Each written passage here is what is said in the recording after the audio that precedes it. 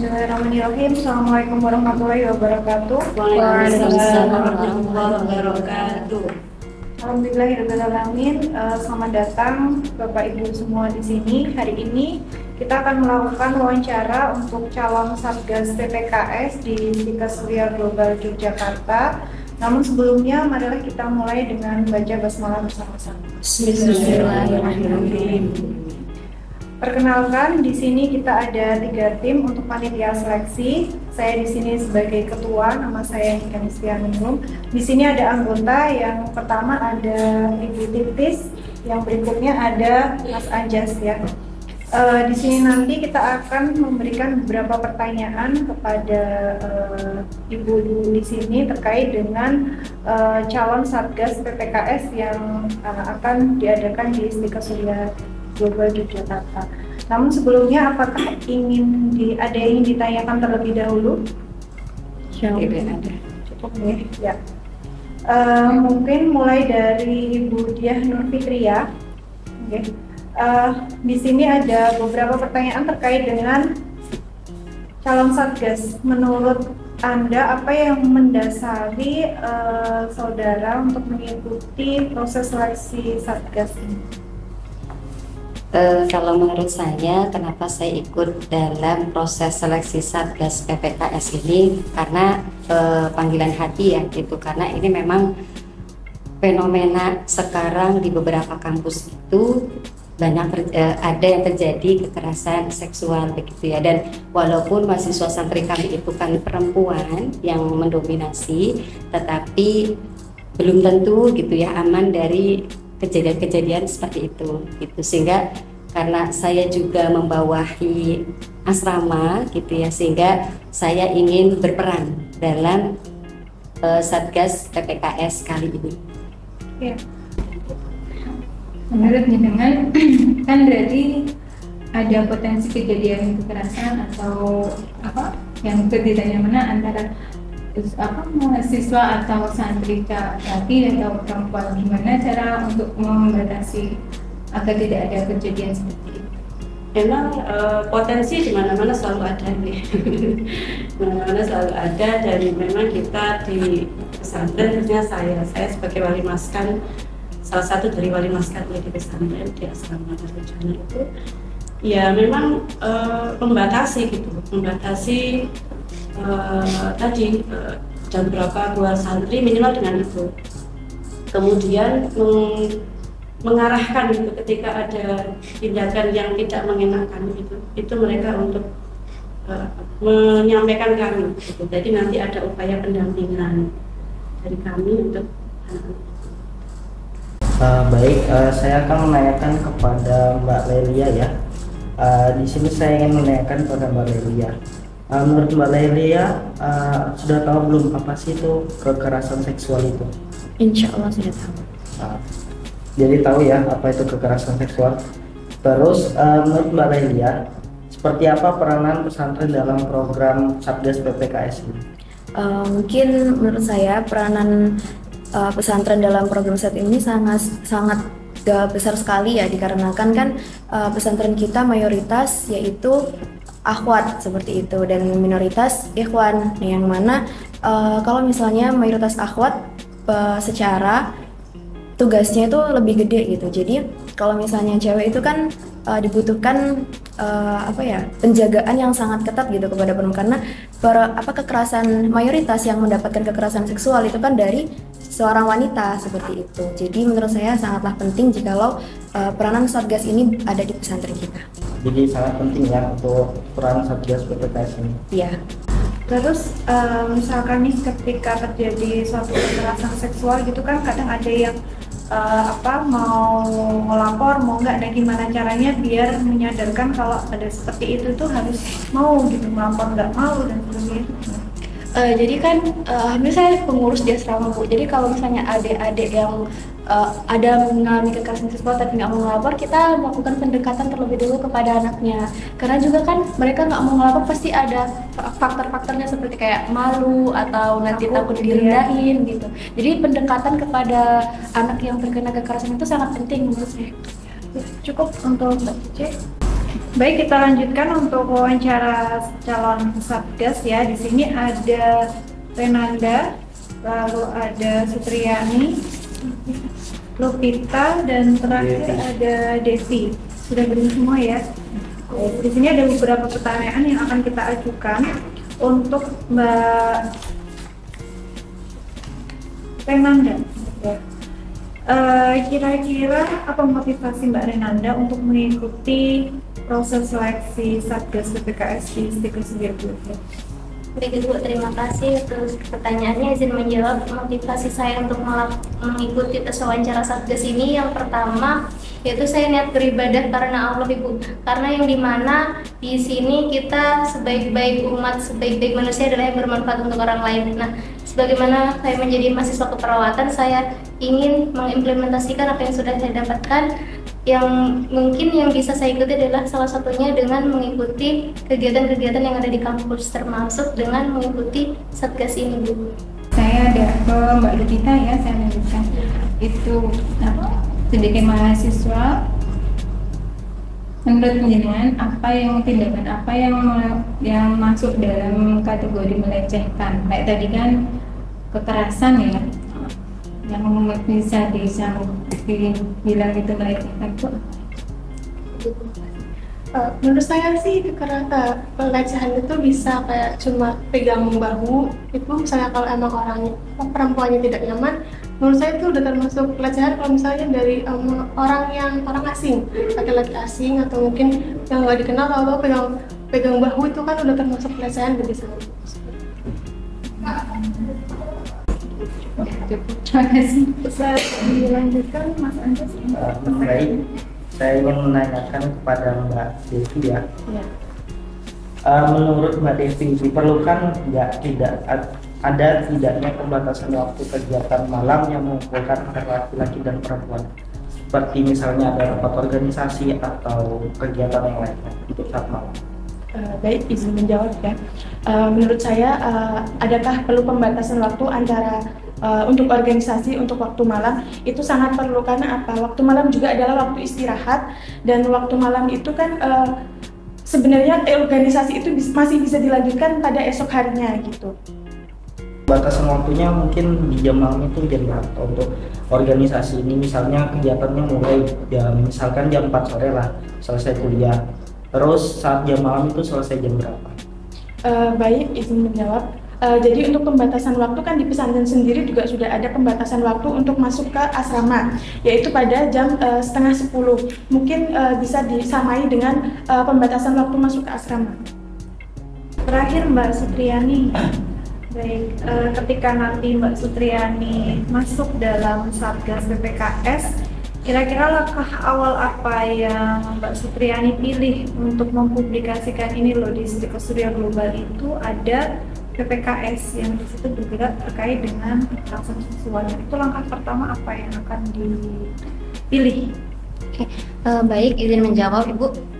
Langkah pertama yang saya pilih di mana bisa membantu berpartisipasi dalam panitia pelaksananya. Intinya di situ kan pasti ada tugas-tugas yang sudah diberikan. Nah, langkah pertamanya kita bisa mengikuti dan mensosialisasikan kepada mahasiswa-mahasiswa yang ada di sini bahwasanya untuk kuliah di sini sendiri itu ada perlindungan seperti itu, ada perlindungan di dalam kampusnya, dan itu bisa membantu dalam pencegahan dan penanganan kegiatan seksual sendiri. Lalu untuk medianya nanti yang akan dipakai kira-kira apa untuk mempublikasikan ini loh, ada PPKS yang jadi akan tahu nanti ketika terjadi seperti itu lapornya kemana, media apa yang kemungkinan akan digunakan untuk mempublikasikan kepada mahasiswa-mahasiswa? Baik, Ibu izin menjawab. Mungkin media yang bisa digunakan Ibu bisa poster dipasang di di papan-papan di kampus seperti itu Bu, karena itu memudahkan orang-orang yang lewat untuk bisa melihat juga Ibu, dan bisa juga dengan melakukan penyuluhan seperti itu Ibu, melakukan penyuluhan di mana melakukan pemberitahuan seperti itu kepada para siswa-siswinya, di mana pengenalan terkait dengan seksual itu seperti apa Dan penanganannya juga seperti apa gitu Ibu? Baik, cukup untuk wawancara kali ini. Silakan bisa meninggalkan ruangan. Ya, kita lanjutkan untuk wawancara calon Satgas. Ini dengan Bapak Ardian ya. Yeah. Ya. Menurut Anda seperti apa itu untuk perilaku kekerasan seksual? Ya, perilaku kekerasan seksual itu suatu perilaku yang dilakukan oleh seseorang, baik itu dan dilakukan secara sengaja dan sadar kepada orang lain, baik itu laki-laki ataupun perempuan, di mana itu memberikan respon ketidaknyamanan pada seseorang, terutama pada tempat-tempat tertentu dari tubuh, baik itu laki-laki ataupun perempuan, dan si korban atau yang dilakukan tindakan itu dia tidak merasa nyaman dengan perlakuan seperti itu. Itu berarti terkait dengan fisik atau verbal atau bagaimana? Non verbal juga bisa berupa siulan, tatapan yang tajam, kemudian pemilihan kata ketika komunikasi yang mengarah ke hal-hal yang dalam tanda kutip berbau pornografi dan sebagainya, itu juga termasuk di dalam kekerasan, perilaku kekerasan atau kekerasan seksual itu. Kalau menurut Bapak, untuk perilaku kekerasan sendiri itu bisa terjadi kepada siapa? Pada siapapun, karena tidak dipungkiri bahwa pada anak kecil juga bisa ada pedofil, ada yang juga suka, kemudian ada laki-laki sama laki-laki juga bisa, perempuan sama perempuan juga bisa. Jadi siapapun bisa jadi korban dan siapapun bisa berpotensi menjadi pelaku. Ya, kalau di Stiker Surya Global sendiri itu kan di sini banyak ya, ada mahasiswa, ada dosen, ada karyawan seperti itu. Nah, bagaimana langkah Bapak terkait dengan sosialisasi kepada semua yang ada di sini, misalnya bagaimana kepada mahasiswa, bagaimana kepada dosen ataupun karyawan, itu langkah apa yang dilakukan oleh Satgas terkait untuk publikasi kepada semua warga yang ada di kampus? Ya, untuk sosialisasi mungkin banyak ya. Alternatifnya alhamdulillah kita di sini juga tempatnya tidak terlalu luas, belum luas, dan tinggal juga ada pesantren. Salah satu bisa kita melalui organisasi Ormawa, kita minta tolong jelaskan, kemudian kita bisa melalui ada PPK UPPS, dan kita bersama dengan prodi, kemudian kita datangkan. Terus kita punya akun-akun media sosial, kita juga akan punya tempat space untuk menunjukkan baik itu tulisan, poster dan sebagainya, yang itu mengarahkan, menunjukkan bagaimana tentang sikap-sikap yang berpotensi, bagaimana kita cara mengatasinya, dan seterusnya, insya Allah kurang lebih seperti itu. Untuk prosesnya sendiri, bagaimana caranya untuk misalnya mahasiswa atau karyawan atau dosen tersebut melaporkan, misalnya ada kekerasan seksual dan sebagainya, itu bagaimana untuk alurnya untuk pelaporannya? Ya, jadi nanti kita di Satgas ini, di Satgas PPKS itu akan membuat sebuah aturan atau SOP ya, bagaimana pelaporannya, dan yang melaporkan itu kita berikan nomor hotline-nya, di bawahnya nomor, silakan untuk dilaporkan. Jika ada bukti, diupload buktinya di situ juga, dan insya Allah keamanan yang melaporkan itu akan kami jaga, karena kita bekerja tidak dalam tekanan siapapun dan memiliki kapasitas yang luas untuk melakukan mengeksplor apa yang sebenarnya terjadi. Mungkin ditambahkan untuk Bu Titi pertanyaannya. Ya. Pak Adian, saya dengar kan aktif ya mendampingi mahasiswa. Terus untuk meminimalisir terjadi pelecehan yang dilakukan oleh mahasiswa itu seperti apa? Oh ya, terima kasih. Ya, ya terima kasih. Ya betul, kami sebenarnya saya menemani salah satu dari Waka 3 kemahasiswaan. Kita sudah membuat beberapa tata cara dalam kegiatan.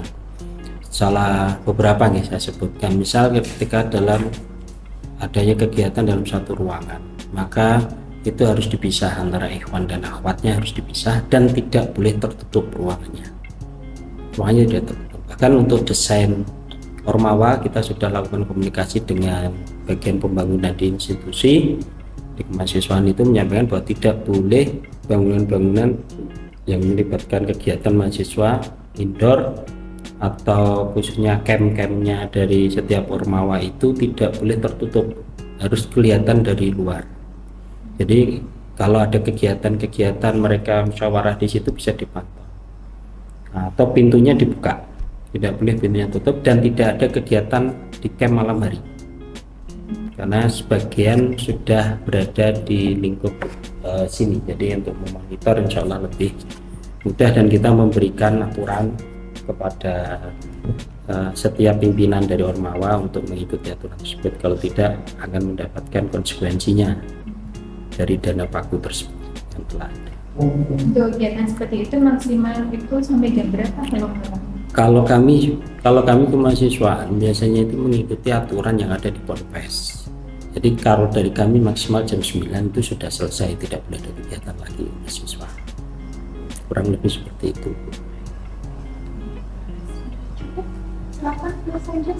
Baik, saya ingin bertanya Pak, menurut Bapak nih, seperti apa sih peranan pesantren dalam program ini? Sangat penting Kak, dalam program Satgas.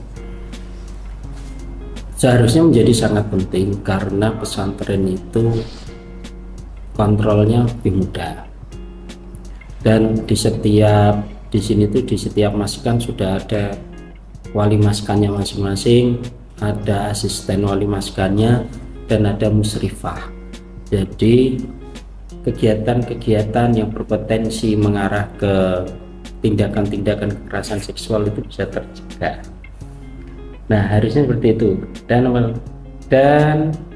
alhamdulillah juga tempat-tempat dari tinggal dari mahasiswa santri itu berbeda, tidak disamakan. Jadi diharapkan ini untuk salah satu cara. Harusnya peranannya penting, dan nilai-nilai pesantrenan, adab, akhlak itu semuanya tentang masalah kekerasan seksual. Jadi insya Allah itu menjadi fondasi yang kuat untuk pelaksanaan kegiatan-kegiatan dari Satgas PPKS tersebut. Ya, cukup untuk Bapak Ardian. Terima kasih atas waktunya, karena ini peserta terakhir dari wawancara calon Satgas PPKS. Marilah kita tutup untuk wawancara kita hari ini dengan membaca doa bersama-sama. Assalamualaikum warahmatullahi wabarakatuh.